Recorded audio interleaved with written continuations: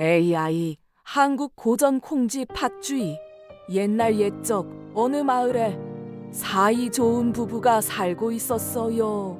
부부는 정말 예쁜 여자아이를 낳게 되었고 이름을 콩쥐라고 지어주었어요. 하지만 콩쥐의 어머니는 심각한 병에 걸리고 말았고 콩쥐를 잘 돌봐달라는 유언을 남기고 하늘나라로 떠났습니다. 아버지는 어머니의 유언대로 젖동량을 해가며 콩쥐를 열심히 키웠어요. 시간은 흘러 콩쥐는 14살이 되었고 아버지는 어머니 없이 홀로 큰 콩쥐를 안쓰럽게 여겼어요. 그래서 아버지는 재혼을 해 콩쥐에게 새어머니와 팥쥐라는 의붓 여동생이 생겼답니다. 새엄마는 콩쥐에게 잘해주려는 듯 보였어요. 하지만 아버지가 일을 나가기만 하면 집안에서 콩쥐만 몸종처럼 부려먹었어요. 빨리 가서 빨래나 해와. 구석구석 닦아야지. 누굴 닮아서 그렇게 굼뜨니? 콩쥐는 밤에 몰래 마당으로 나가 눈물을 흘렸어요. 아버지는 눈물을 흘리고 있는 콩쥐를 보고 괜찮냐고 물었어요. 내색을 할 수 없던 콩쥐는 괜찮다고 했지만 그 대화를 마지막으로 아버지도 큰 병에 걸려 죽고 말았답니다. 아버지가 돌아가시자 안방마님을 꿰찬 새어머니는 콩쥐를 더 심하게 핍박하기 시작했어요. 그러던 어느 날 콩쥐를 불러 세워 장독대에 물을 채워놓으라고 시켰어요. 다 채워놓지 않으면 오늘 저녁도 굶을 줄 알아. 새엄마와 팥쥐가 집을 나서자 콩쥐는 열심히 장독대에 물을 나르기 시작했어요.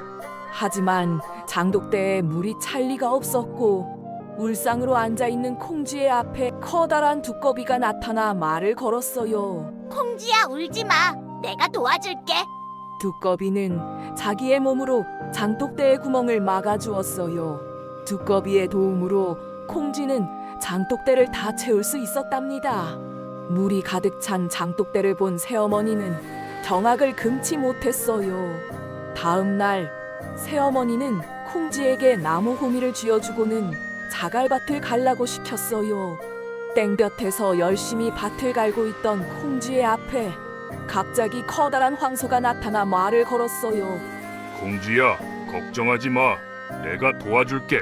황소는 웃는 얼굴로 콩쥐 대신 밭을 갈아주었답니다. 집에 돌아와 밭이 다 갈아져 있는 걸 본 새어머니는 잔뜩 성질이 났어요.